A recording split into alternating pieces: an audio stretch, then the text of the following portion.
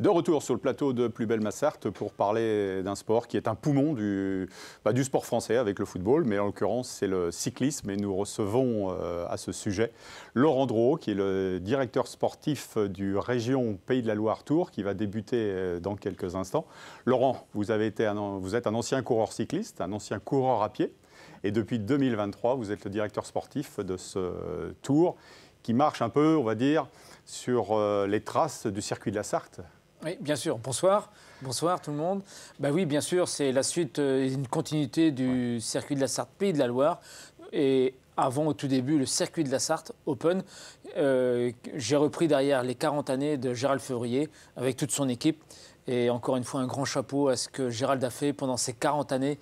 C'est incroyable, 40 ans, c'est fort. Ouais, on va y revenir tout à l'heure, on va reparler du COP, bien évidemment, qui était aussi un club important et dans l'organisation.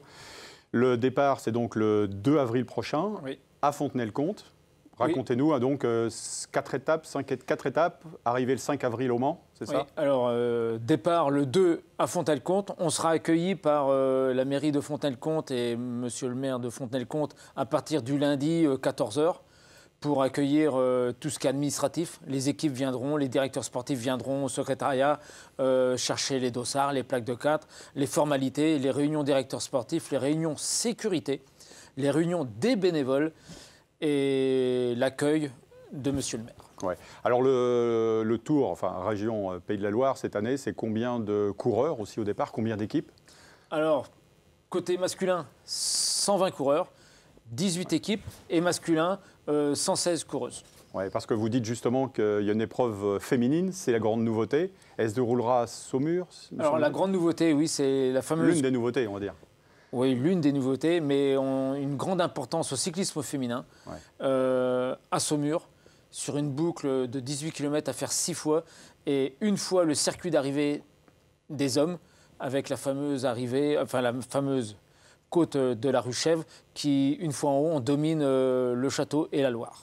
Alors, la région Pays de la Loire Tour en est à sa 2e édition cette année. Est-ce qu'on peut dire qu'il fait partie des épreuves les plus prestigieuses aujourd'hui sur le territoire français? Oh, je ne vais pas dire les plus prestigieuses. On aspire toujours à ce que ce soit la plus prestigieuse, mais j'attache beaucoup d'importance au cyclisme et à toutes les épreuves parce que c'est des copains. On se téléphone régulièrement pour se donner des infos parce que ce n'est pas si évident que ça d'organiser. Et moi et mon équipe, dans ces organisations-là, on est quand même des gens tout neufs. C'est notre 2e édition, même si moi, je connais beaucoup, mais mon équipe, il faut qu'on y fasse attention. Donc on demande beaucoup de renseignements. Alors oui, on aspire à ce que ce soit la plus prestigieuse, mais je suis très content de l'accord qu'on a avec la région des Pays de la Loire parce que grâce à leur investissement, avec leur aide, on va emmener le cyclisme vers le haut. Oui, parce que c'est ça, on ne l'a pas dit, l'originalité, c'est aussi de se balader sur les 5 départements des Pays de la Loire, de visiter et d'aller à la rencontre du public, parce qu'il ne faut pas oublier que le vélo, c'est un sport pour les spectateurs que gratuit, et c'est une grande fête avant tout. Alors c'est un sport de proximité, c'est l'un des sports majeurs avec des professionnels de très haut niveau où on peut les toucher. On peut vibrer avec eux. Oui, il y a une vraie proximité. Il y a une proximité, c'est le cœur de nos villages. Alors même si des fois on a des petits problèmes pour passer dans les villages, c'est pas si évident, mais quoi de plus beau de passer dans les petits villages comme dans le Nord Sarthe, le Nord Mayenne, le Maine-et-Loire, la Loire-Atlantique et puis le Bocage vendéen, c'est incroyable de passer dans les villages. Et en plus, rien que sur la zone départ, c'est le sport où on a les yeux qui brillent quand on voit les coureurs arriver avec les voitures, on descend les vélos, on les attend sortir du bus, c'est exceptionnel.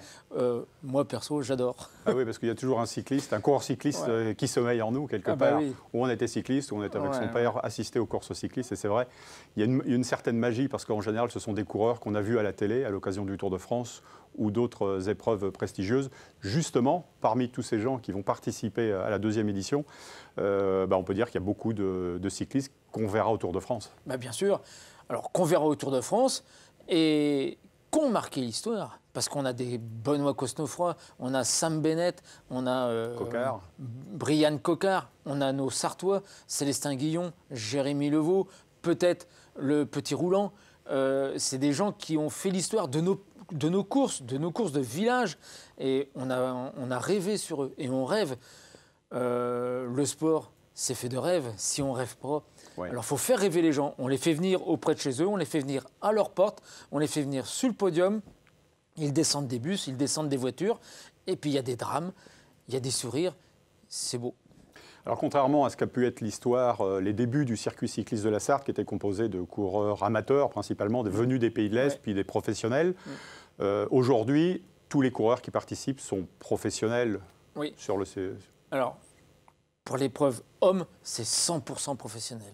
Il y a les World Tour, le top niveau mondial. Il y a les Pro Team, le niveau juste en dessous. Et puis, il y a les continentales, où on donne l'occasion aux équipes françaises d'un niveau moindre de participer. Et c'est une obligation de les mettre dans nos courses, ce qui fait qu'on peut accueillir tous les niveaux et des jeunes. Même si on rêve tous d'avoir un champion devant le podium, sur la ligne de départ.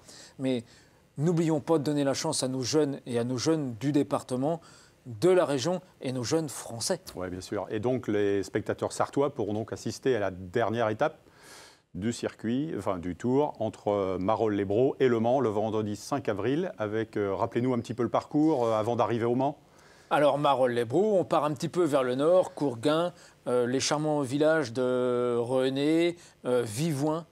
On passe à Maraîcher, on prend une toute petite route pour rejoindre Théier. Après, on passe sous un pont de chemin de fer pour rejoindre la fameuse côte de Ballon. C'est beau, la télé est venue repérer. La télé en repérage à Ballon. Après, on ira direction vers Bonnetable, une boucle dans la charmante commune de Bonnetable. Un petit tour vers Torcé, Sillé-le-Philippe, Chanteloup, et puis jouer la baie Neuville pour faire un petit crochet. Et puis on reviendra tranquillement vers Fatine, Champagné, et puis le Camp de Vour, et puis la fameuse arrivée Le Mans devant l'abbaye de l'Épau. Ouais, majestueuse. On passera devant l'abbaye de l'Épau, et puis la pression qui va monter quand on va passer sous le pont en bas de la Poste, là, et puis... Et d'oppression, il y aura justement dans la fameuse côte de Gazonfier qu'il faudra gravir à 5 reprises.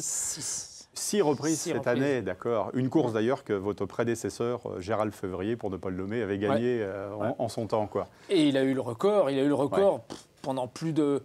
Je crois que c'est plus de 30 ans, il a eu le record de la côte de Gazonfier, qui est seulement battu par François Pervis, champion olympique. Oui, Jean-François Pervis, qui est aujourd'hui sur un bateau, dans le cadre de la Coupe de l'América, qui pédale secrètement, mais qui use de ses forces physiques, justement. François Pervis, qui était quelqu'un de l'Orne et qui est quand même un sportif fantastique. On l'a dit tout à l'heure, c'est aussi l'occasion de mettre en avant le cyclisme sartois, de mettre les clubs. Vous avez été président du club de Brett Sportif, vous avez été près du COP aussi, qui a été la courroie de transmission du circuit de la Sarthe en son temps. Ça aussi, c'est une valeur que vous voulez prôner, essayer de fédérer, parce qu'on sait qu'aujourd'hui, les clubs sartois, enfin partout, on a du mal à organiser des courses cyclistes. Alors oui, j'ai cette capacité-là. Je suis un fervent du bénévolat, je suis un fervent de la formation. Je passe beaucoup de temps à montrer aux gens, aux jeunes, qu'ils soient très jeunes ou moins jeunes. Et ça vient déjà de l'éducation que j'ai eue, de mes parents. Grand respect à mes parents, c'est l'éducation que j'ai eue. Et puis grâce à monsieur Eugène Cosneau, mon premier président de club, au Vélo Club de Pontlieu, un personnage extraordinaire qui nous a imposé, quand on avait 16 ou 17 ans, d'aller obligatoirement dans les stages de formation de la Fédération française de cyclisme. Et puis après, je suis passé par l'étape Gérald Février avec son club du COP, où j'ai passé la gamme au-dessus que le Vélo Club de Pontlieu. Et puis là, une rigueur incroyable avec tout son staff. Et puis, je suis arrivé après... Déjà dans ma carrière professionnelle, j'ai fait des belles choses. Et puis après, j'ai continué le bénévolat avec le club du COP comme éducateur. Et puis après, j'ai intégré la structure de Dominique Chevelier à Endurance 72. J'ai été manager des principaux sportifs pendant 7 ans. Le club d'athlétisme, ouais. Et puis là, j'ai appris beaucoup. Avec Dominique, j'ai appris beaucoup aussi. Parce qu'il ne faut pas aller voir que son sport, le cyclisme. J'ai une faculté avec ma famille d'aller, on va dire vulgairement, traîner un peu partout pour s'ouvrir les yeux. Il ne faut pas rester sur ce que l'on adore. Il faut aller voir à droite, de gauche, ce qui se fait. Ah, ben là, ils font bien, ouais, c'est bien, ouais, oh, c'est étonnant. Et puis, on essaye de copier, de reporter. Et puis, me voilà arrivé à Bret-les-Pins pendant 13 ans, président du club de Bret-les-Pins, historique. Club dynamique, comme le Loir, on l'a vu tout à l'heure. Attention, historique. C'est l'histoire du cyclisme. Quand on parle de Bret sportif, dans la France entière, ça reste dans les mémoires grâce aux critériums cyclistes professionnels qui ont été organisés. Vous auriez aimé être coureur professionnel? Cycliste, bien sûr. Oh oui, on rêve toujours. C'était le rêve quand on atteint un certain niveau. Quand on est enfant, c'est toujours le rêve. Vous avez eu un bon niveau régional, ça aurait pu être... voilà. Oh, j'ai été limite, mais quand j'ai passé les tests médicaux à Nantes, parce que je suis quelqu'un de perfectionniste, et j'ai participé à toute l'évolution dans le sport, ce qui existe maintenant, les nouvelles technologies, le fractionné, tout ça. Moi, j'étais dans les hôpitaux pour tester tout ça, pour apprendre, pour faire évoluer les médecins. Et oui, on rêve toujours d'être cycliste professionnel. Mais je ne regrette pas parce que j'aurais pas la mentalité que j'ai aujourd'hui. Non, je ne regrette pas du tout. J'ai eu une carrière professionnelle correcte, j'ai une vie de famille incroyable. Non, il ne faut pas regretter. Et puis la vie, elle était faite comme ça. Bon, pour la petite histoire, Laurent, vous me pardonnerez parce que je sais que vous êtes quelqu'un de modeste, mais les coureurs vont avoir 700 km à parcourir. Vous en avez parcouru plus de 700 lors de votre record en 24 heures. C'est en 1996. Ça restera aussi gravé dans les mémoires. Et oui. Un challenge que j'ai pensé dans ma tête. Sur 24 heures. Sur 24 heures, par un cycliste seul. Seul, sur la route, seul, avec un staff, forcément. Et ce qui est incroyable, c'est que le staff qui m'aide aujourd'hui aux régions Pays d'Albert Tour, c'est les personnes qui ont organisé ces 24 heures-là. Et comme vous disiez tout à l'heure, c'est avant tout une aventure humaine. Oui, c'est toutes les histoires sont liées aussi. Toujours, c'est une aventure humaine. C'est au tout départ... c'est une bande de copains, des amis, un challenge qu'on se donne, et puis en avant. Et puis, moi, j'ai pareil, encore une petite faculté, j'ai cette petite coup de patte-là, c'est que moi, je suis sportif, et j'ai pas peur de m'entourer de gens qui, au départ, ne sont pas sportifs. Parce qu'eux, ils ont un œil extérieur. Parce que moi, j'ai envie, mes amis du vélo ont envie de venir à ce que j'organise.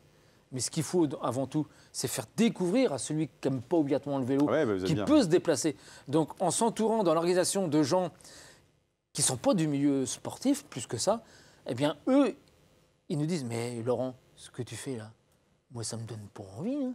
Tu modifies ça comme ça, et les gens, ils vont venir. » Parce que nous, on est convaincus d'aller dans la côte de Gazonfie. Nous, on y est. Ce qu'il faut surtout, c'est avoir le petit plus pour dire aux gens de les faire sortir de chez eux. Bon, écoutez, rendez-vous est pris. Merci Laurent. Merci. On se donne rendez-vous donc le 5 avril sur les routes sartoises, pour ceux qui le peuvent dans la butte de Gazonfier, mais je pense que voilà, on a besoin de faire de la pub parce qu'il y aura suffisamment de monde. Merci en tout cas. Merci. À bientôt, pas sur le vélo, mais à côté du vélo. À côté. Et quant à nous, merci de nous avoir suivis. On se donne rendez-vous la semaine prochaine, justement à Bret-les-Pins, chez Laurent, un club qu'il connaît bien, pour de nouvelles aventures de Plus belle Massart. Bonne fin de soirée et merci. Merci.